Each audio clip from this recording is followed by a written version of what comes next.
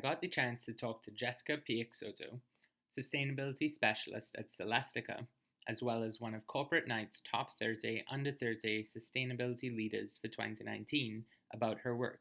Here's our conversation. I want to know from your own perspective what you think people most widely know you for with regards to leadership and change making. Sure. So ever since high school, I've been known as the environmentalist. I was an executive member of the Green Team, part of the cycling team, led the Free the Children Club, and I took photos of it all as the photography editor of the school newspaper. So everybody knew that I was passionate about the environment. I've always been a very outdoorsy person, and even my friends knew to make donations to organizations I care about instead of buying me gifts. And that's gone forward throughout my life. Because of my passion for the environment and sustainability, I took this to university in my undergraduate degree in environment and business. And then I grew my sustainability knowledge from there and my experiences working through my co-op positions. So now my sustainability role at Celestica, it really showcases my knowledge and passion for sustainability. And that's really what I'm known for. I'm really known for things such as any aspect of sustainable living. I'm a subject matter expert of the SDGs in my organization and about integrating sustainability into businesses in general. My major passions within sustainability are really shown in my leadership and through conversations that I have with people as well. And I really am passionate about supporting biodiversity and preventing species loss and to reduce greenhouse gas emissions. So my focus on my job right now is on the latter. So reducing greenhouse gas emissions, understanding the climate crisis, the current climate change situation. And it's really something that I'm known for, especially in my job, but also within my friend groups and within my volunteering aspects as well. I want to get a sense of who you consider to be your people. And it doesn't necessarily have to be the people that are working with you, but you can also consider it as the people that you are doing your work for. My people are the amazing, intelligent, and supportive people around me. And they generally have a passion for something, whether it be sustainability, mental health, Aboriginal communities, plant-based eating, or something that they're passionate about, which they try to support in their work or life. And they're really trying to make something better. And that's really motivating for me, having people around me that are doing things that they are passionate about. Maybe it's not the thing that I'm working towards, but it's something that I can learn from. And we can all work together with common leadership skills, common traits, various different aspects of their personalities and of my personalities that really mesh together towards working towards something that we're passionate about. And everyone has a different approach. And it's, of course, being fun and caring and supportive is really part of that. Within my team at work, that's exactly it. We're all very passionate about making Celestica more sustainable in our different realms. And we all work together to try to achieve our individual goals, but also our company goals, and to go forward from there, not just achieve environmental compliance, but looking at industry trends and trying to make things even better than what we have today. If you had to really put your finger on one or two core values that you at least try to live up to on a day-to-day basis, what would those be? I think really respect and empathy, putting yourself in other people's shoes. And it's not only other people's shoes, but it's also reflecting on all the other inhabitants on the planet. So not only humans, but also animals, and thinking about the plants and everything else that makes this earth who or what it is. And I think that that's really common, and that's a really common value that I hold dear to my heart, and I think is very, very important, is that respect and empathy. My parents always took me outside. I went camping from a young age, and I spent time in nature. I tried to spend my entire summers growing up outside.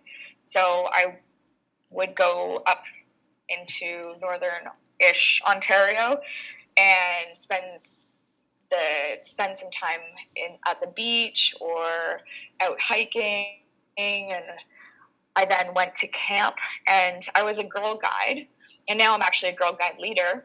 But in Girl Guides, you're really taught to respect people and respect the earth. And I ended up doing lots of camping. I led canoe trips and was a lifeguard at a Girl Guide camp for many years. And really just spending that time in nature, and then understanding what a lot of our other impacts are on the environment really kind of would hit home.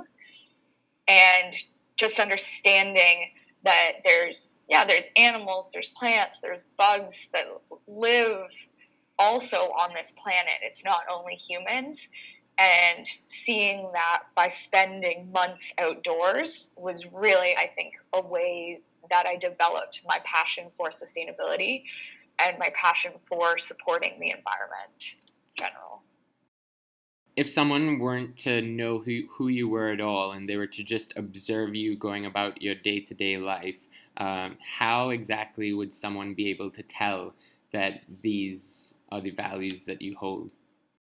I think people very often, I get pointed out at stores like Bulk Barn, where I'm refilling all of my containers instead of using plastic bags, or I'm taking the stairs instead of the elevator, or I'm shopping at Value Village instead of going to an H&M or Forever 21 to buy something new.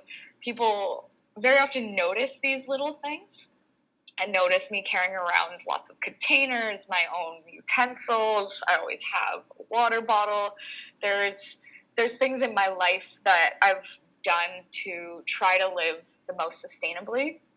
And I think it's shown by these little actions. Even if it's just a little action, it's something that reflects my larger values, my bigger passions, and what I'm doing.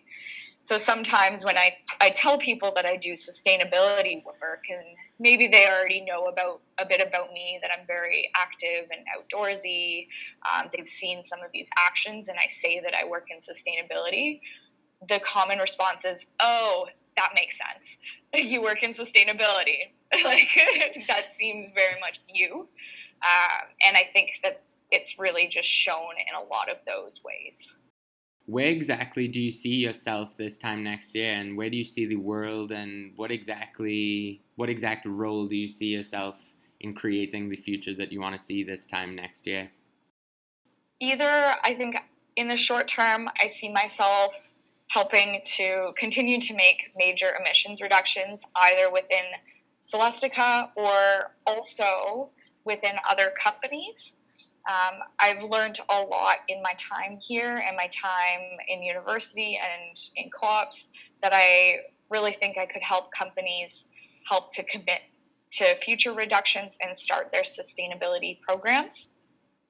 Climate change is affecting our planet so much, and you can see it every day, that I think educating those around me is somewhere that I see myself next year, is continuing ways to educate people and encouraging people to educate those around them. And that's through spreading initiatives and ideas and these values that I hold and I think are very good to share with the world. It's in terms of where I see the world next year. I don't foresee many changes in terms of actual climate action. Maybe it's a bit pessimistic because of the way that the COP went this year. But I'd really like to see major policy changes towards climate change action. and towards the SDGs specifically. So I think next year would be a great year to see lots of climate action, but I'm not sure if we will get there. But I'd really like to, in my own role, continue to work towards that in any way that I can. What do you see as the activities or tools required to help bridge the gap between educating the general public on these SDGs? I think it is becoming more part of the everyday lingo, the SDGs, because it touches on so many different aspects. It affects everybody living in rural areas, living in cities, anyone who works for any company. They have something that they can do towards achieving the SDGs. I think that educating people on them is really important because of this fact.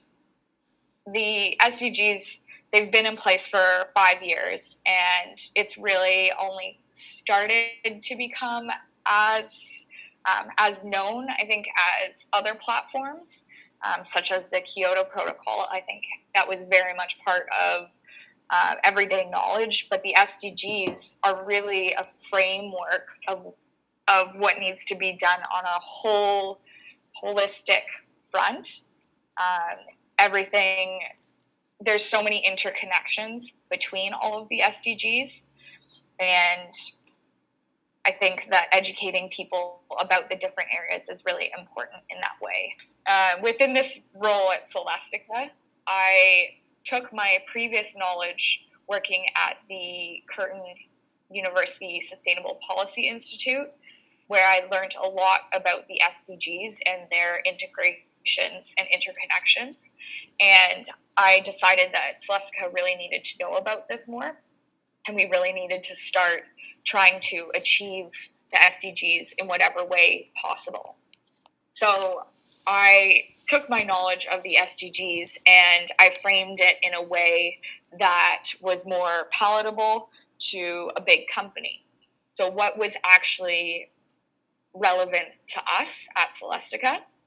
So I tried to map what we were doing to the SDGs, and then I came to the leadership and to my team and said, this is what we're already doing for the SDGs. This is a framework for the world. This is something that we need to do. It's becoming really part of the sustainability industry, and we need to start mapping our goals and our actions towards the SDGs. And so at the time, we basically went backwards. We understood that the SDGs were really important, but instead of us saying we're going to achieve the SDGs by changing our goals to achieve them, we took our goals and said this is how we're already trying to work towards the SDGs. But now we're doing the opposite, where we're saying these are the SDGs, how can we achieve them, and what's most important to us. And so it's been a bit of a growth within our company. I really started off with that educational piece about this is what needs to be done, this is how we need to report it, tell good stories, this is how we need to set goals to try and achieve the SDGs going forward. And now it's really become part of my entire team and even some of the leadership's knowledge about the SDGs. And we're really still trying to educate our employees about them as well, which we're seeing through many different modes of ways that we're educating and sharing the knowledge about the SDGs. So to start off, we had 5 aspirational goals. One that supports our employees to their work-life balance. We had 2 more social goals, one to reduce greenhouse gas emissions and one to divert our waste. And so we realized that those fit in with certain SDGs. And it was more of a, hey, this is what we're doing. This is what we're already trying to achieve in certain ways. How do the SDGs ask us to achieve these? And is that what we're doing? So that was our first approach. Whereas now we're actually doing strategy discussions right now, and we're saying these were our goals previously. They're finishing up in 2020, and now that we want to set new goals, how can we look at the SDGs and use what they're asking to frame our goals? We need to create new goals for our company, but in the way that the SDG has targets, and underneath all the goals, what can we do to help achieve those targets? Because we know that that's really the focus for the SDGs and for sustainable development for the world. And that's really changed some of our outlook. We, instead of just redoing the same goals again, we're thinking about doing new goals that align with different aspects of the SDGs that might be things that we haven't even done before, haven't considered. And that's something that really is very important that came out of the SDGs, is kind of to think about our company in a wider perspective, that it's not only us operating in a silo. We're part of a global ecosystem. We're part of Canada and the world. It's not only what we want to be doing to make us more sustainable.